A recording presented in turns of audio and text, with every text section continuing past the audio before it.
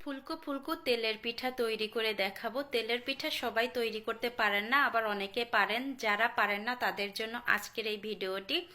প্রথম থেকে শেষ পর্যন্ত যদি দেখেন তাহলে আপনিও এরকম ফুলকো ফুলকো তেলের পিঠা তৈরি করে সবাইকে খাওয়াতে পারেন, নিজেও খেতে পারেন। এরকমই ফুলকো হবে। চলুন কথা না বাড়িয়ে মূল রেসিপিতে চলে যাই। প্রথমে একটা ডিম নিয়েছি, ডিমের মধ্যে এবার দিয়ে দিব চিনি। ডিমটা অপশনাল, এটা আমি দিয়েছি শুধু।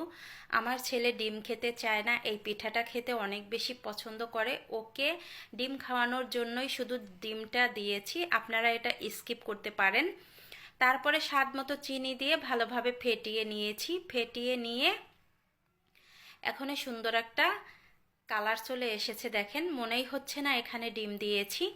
এবার স্বাদ মতো দিয়ে দিলাম লবণ।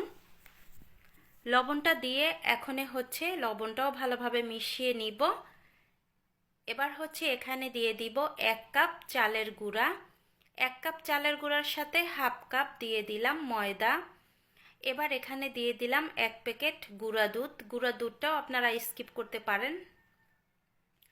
এখন সবগুলো উপকরণ হাত দিয়ে একটু মাখিয়ে নিব।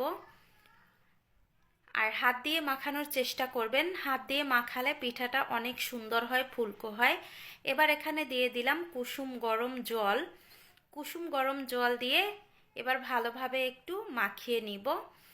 2 থেকে 3 মিনিটের মতো ভালোভাবে একটু ফেটিয়ে নেবেন, এতে করে পিঠাগুলো অনেকটাই সুন্দর হয়, ফুলকো হয়।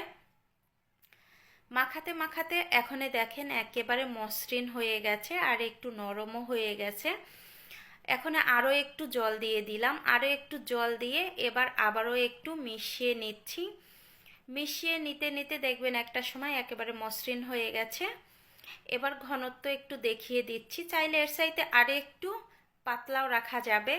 আমি একটা চামচ এই যে ব্যাটারের মধ্যে দিয়েছি, দেখেন গায়ে কিন্তু লেগে আছে, গায়ের মানে চামচের গা থেকে কিন্তু পড়তেছে না ওরকমভাবে। পিঠাটা তৈরি করার জন্য প্রথমে তেলটা গরম করে নিয়েছি। এবার সামান্য পরিমাণে একটু লবণ দিলাম। লবণ দিলে পিঠাগুলো একটুও লেগে থাকবে না, নিচে উপরে উঠে যাবে। এই তো পিঠাটা উপরে উঠে গেছে। এবার উল্টিয়ে নিচ্ছি। এপাশ ওপাশ করে পিঠাটা ভাজি করে নিব। ভাজি করে এবার তেল ছেঁকে নামিয়ে নিব।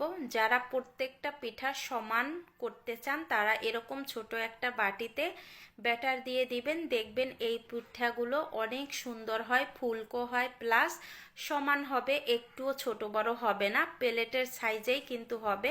চাইলে আপনারা এভাবেও প্রত্যেকটা পিঠা তৈরি করতে পারেন।